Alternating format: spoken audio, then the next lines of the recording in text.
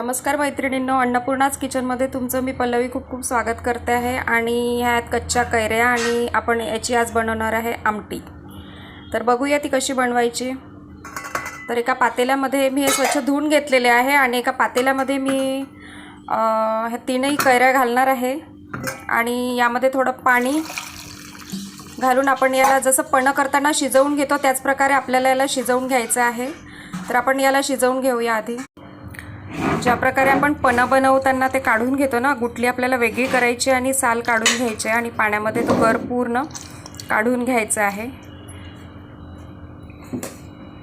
ही गुठली आपल्याला काढून घ्यायची, ही कोळी कोळी आहे तर ही गुठली आपल्याला घालायची नाही आहे। जर शिजलेली पक्की जर गुठली असेल ना तर ती तुम्ही घालू शकता, ती फार छान वाटते या आमटीमध्ये घातलेली।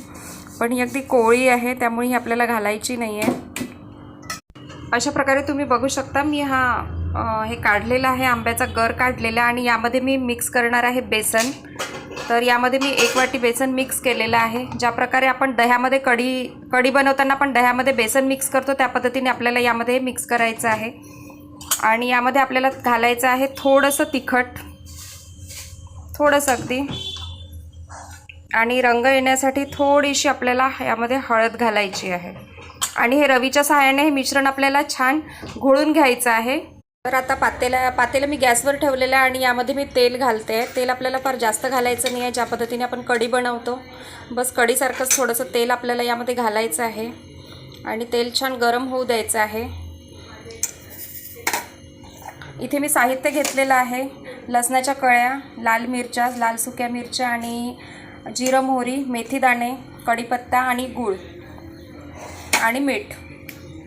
तर तेल छान गरम झालेलं आहे, यामध्ये आपण जिरं मोहरी घालणार आहे।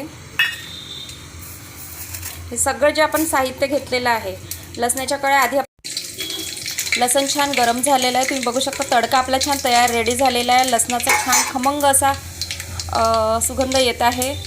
त्यानंतर आपण हे जे मिश्रण इथे तयार करून ठेवलेलं आहे यामध्ये मी बेसन घातलेलं होतं, थोडीशी हळद आणि तिखट, तर आपल्याला यामध्ये तडक्यामध्ये घालायचं आहे। आणि अंदाजानुसार आपण यामध्ये पाणी घालूया। यामध्ये मी पाणी घातलेलं आहे आपल्या अंदाजानुसार। आपल्याला ही थोडी पातळच छान वाटते, खूप घट्टही नको आणि खूप पातळही नको। आणि अंदाजानुसार मी यामध्ये मीठ घालणार आहे। त्यानंतर मी गूळ घेतलेला आहे। तर कैऱ्या ह्या आंबट असतात त्यामुळे मी गूळ थोडा जास्तीच घालणार आहे। आंबट गोड ही आमटी खूप छान वाटते। तर आपण याला आता छान उकळी येऊ द्या।